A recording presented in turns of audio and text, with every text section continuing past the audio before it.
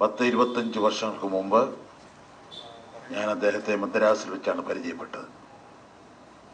പരിചയപ്പെട്ട കാലം മുതൽ അദ്ദേഹം മരിക്കുന്നതിന് ഏതാണ്ട് ഒരു 2 ആഴ്ച മുമ്പ് എൻ്റെ മകൻ്റെ കുട്ടിയുടെ ബർത്ത്ഡേക്ക്, 1ാമത്തെ ബർത്ത്ഡേക്ക് വേണ്ടി അദ്ദേഹം വന്നിരുന്നു. എന്നെ കണ്ടപ്പോൾ ഒഴിഞ്ഞു മാറി അദ്ദേഹം.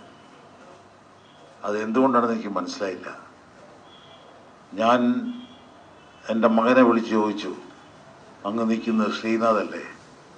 പുള്ളി എന്താ എന്നെ കണ്ടിട്ട് അവിടെ വായിരിക്കുന്നത്, ഇങ്ങോട്ട് വരാത്തതെന്താ? അത് അച്ഛനെ ഫേസ് ചെയ്യാൻ അയാൾക്ക് ബുദ്ധിമുട്ടുണ്ടെന്ന് പറഞ്ഞു. ഞാൻ ചോദിച്ചു എന്തിനാണ്? അത് അമ്മയുടെ പെരുമാറ്റം, അച്ഛനുള്ള പെരുമാറ്റം. അമ്മ എന്ന് പറഞ്ഞാൽ അമ്മ സംഘടന, നടീനടന്മാരുടെ വെൽഫെയറിന് വേണ്ടി ഉണ്ടാക്കിയ സംഘടന. അവരുടെ എന്നോടുള്ള പെരുമാറ്റത്തിൽ അദ്ദേഹത്തിന് ദുഃഖമുണ്ട്, അതുകൊണ്ട് ഫേസ് ചെയ്യാൻ ബുദ്ധിമുട്ടാണ്. സോറി, ഞാൻ പറഞ്ഞത് സാരമില്ല, ഇനി വരാൻ പറ. അങ്ങനെ പറഞ്ഞ് ഞങ്ങൾ തമ്മിൽ വളരെ സ്നേഹത്തോടെ സംസാരിച്ചിട്ടാണ് അന്ന് പിരിഞ്ഞത്. പല സുഹൃത്തുക്കളും എന്നോട് പറഞ്ഞു, ഇതൊരു മരണമല്ല, ഇതൊരു ആത്മഹത്യയല്ല, ഇതൊരു കൊലപാതകമാണ് എന്ന്. പക്ഷെ അവരാരും ഇത് പുറത്ത് പറയാൻ ധൈര്യപ്പെടുന്നില്ല. ഒരാളോട് ഞാൻ ചോദിച്ചു, എന്താണ് പുറത്ത് പറഞ്ഞാൽ? ചേട്ടാ, നാളെ ഞാൻ സിനിമയിൽ ഉണ്ടാകുകയില്ല, അതുകൊണ്ടാണ്. എത്രയോ ചെറിയൊരു കാര്യമാണത്. ശ്രീനാഥിൻ്റെ ജീവൻ ഇത്രയ്ക്ക് വിലയേ ഉള്ളൂ എന്ന് ഞാൻ കരുതി. ശ്രീനാഥിൻ്റെ മരണം സ്വാഭാവിക മരണമല്ലെന്നും അതിൽ ദുരൂഹതയുണ്ടെന്നും അദ്ദേഹത്തിൻ്റെ സഹപ്രവർത്തകർ വിളിച്ചു പറഞ്ഞത് ഞാൻ മാത്രമാണ്.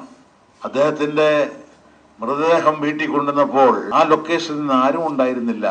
ലൊക്കേഷനിലെ പോട്ടെ, അമ്മ സംഘടനയിലെ ആരും ഉണ്ടായിരുന്നില്ല. കുറെ കഴിഞ്ഞവിടെ വന്നവർ, അതിലൊരാള് പൂജപ്പുരക്കാരനാണ്, ഒരു മുൻമന്ത്രിയുടെ എർത്ത് ലൈനാണ്. അയാളാണ് എന്നെ ഇപ്പോ സീരിയലിൽ നിന്നും വിലക്കിയിരിക്കുന്നത്. അയാളാണ് അവിടെ വന്നിട്ട് പറഞ്ഞത്, ശ്രീനാഥിന്റെ ഭാര്യ കരയുമ്പോ ഇങ്ങനെയല്ലല്ലോ ഇവിടുന്ന് കൊണ്ടുപോയതുപോലെ എനിക്ക് എൻ്റെ ഭർത്താവിനെ അമ്മ സംഘടന ഇവിടെ തിരിച്ചു തരണം എന്ന് പറഞ്ഞപ്പോ ഈ പൂജപ്പുരക്കാരൻ പറഞ്ഞു, അയ്യോ അങ്ങനൊന്നും പറയല്ലേ. അവർ വീണ്ടും അങ്ങനെ പറഞ്ഞ് കരഞ്ഞുകൊണ്ടിരുന്നു. അപ്പൊ പറഞ്ഞു, മയങ്ങാൻ എന്തെങ്കിലും ഗുളിക കൊടുക്കാൻ. എന്താണ് ഇവർക്ക്? അവരെ മയക്കിയിട്ടിട്ട് ഈ ബോഡി മറവ് ചെയ്യണം എന്നുള്ള ആഗ്രഹം?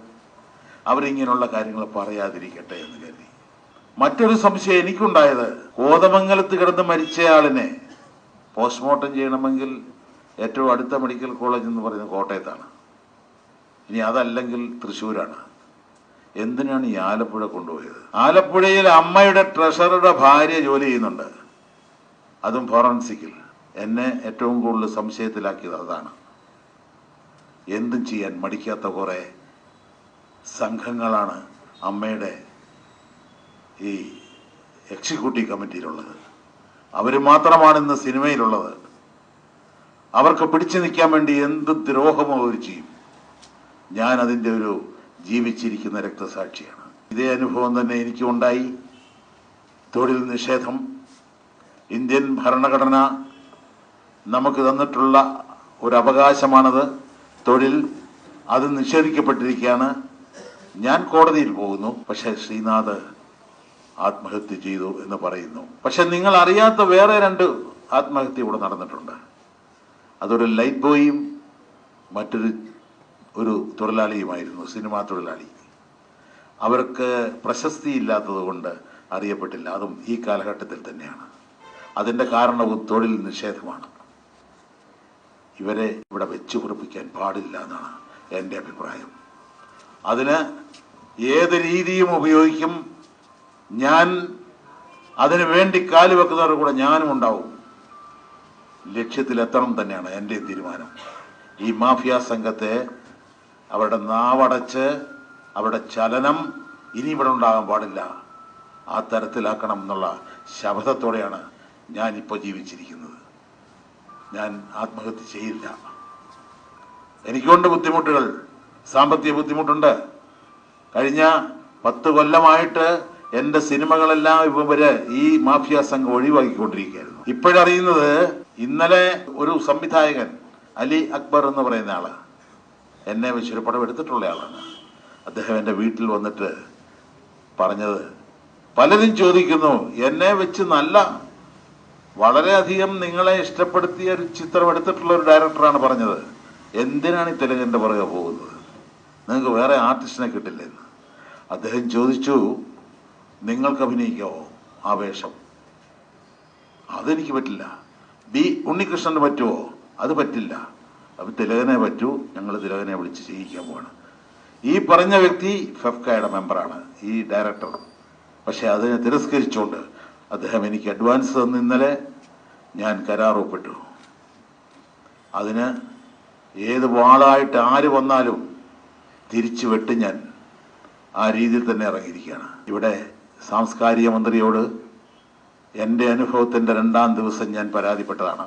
അദ്ദേഹം പറഞ്ഞു, ഞാൻ പിണറായി വിജയനെ വിളിച്ച് പറയും, അദ്ദേഹം പാർട്ടിയിൽ ഇത് ചർച്ച ചെയ്യും, അത് കഴിഞ്ഞ് സർക്കാരിനെ അറിയിച്ച് നിങ്ങൾക്ക് പരിഹാരം ഉണ്ടാക്കി തരും. 5-6 മാസമായി ഇതുവരെ ഒരു പരിഹാരം ഉണ്ടായില്ല. മമ്മൂട്ടിയുടെ പടം പെട്ടിക്കാതിരുന്നു, സമരം കാരണം പുറത്തിറക്കാൻ ആകാതെ വന്നപ്പോ ഇദ്ദേഹം മാനത്ത് നിന്ന് പൊട്ടി വീണ് അതിന് പരിഹാരം ഉണ്ടാക്കി കൊടുത്തു. ഇങ്ങനെ കോടീശ്വരന്മാരെ വാഴ്ത്തുന്ന സർക്കാരും കോടീശ്വരന്മാരും കൂടെ ചേർന്ന് ഇവിടെ ഭരിക്കുകയാണ് ഈ സിനിമാ ഫീൽഡ്. ഇവിടെ മാഫിയ സംഘം മാത്രമേ ഉണ്ടാവൂ. ഈ മാഫിയ സംഘങ്ങളെ തച്ചുടച്ച് പുതിയ സിനിമാ സംസ്കാരം കൊണ്ടുവരാനാണ് എൻ്റെ കാൽവയ്പ്. പലരും തെറ്റിദ്ധരിച്ചു എൻ്റെ സ്വന്തം കാര്യത്തിന് വേണ്ടിയാണ്. അല്ല, എൻ്റെ സ്വന്തം കാര്യത്തിന് കഞ്ഞി കുടിക്കാനുള്ള കാശ് എൻ്റെ കയ്യിലുണ്ട്. എനിക്കിനി ഒന്നും കിട്ടിയില്ലെങ്കിലും ഞാൻ ജീവിക്കും. ഇപ്പോൾ 74 വയസ്സായി, ഇനി അധികം കാലം ഇല്ലല്ലോ.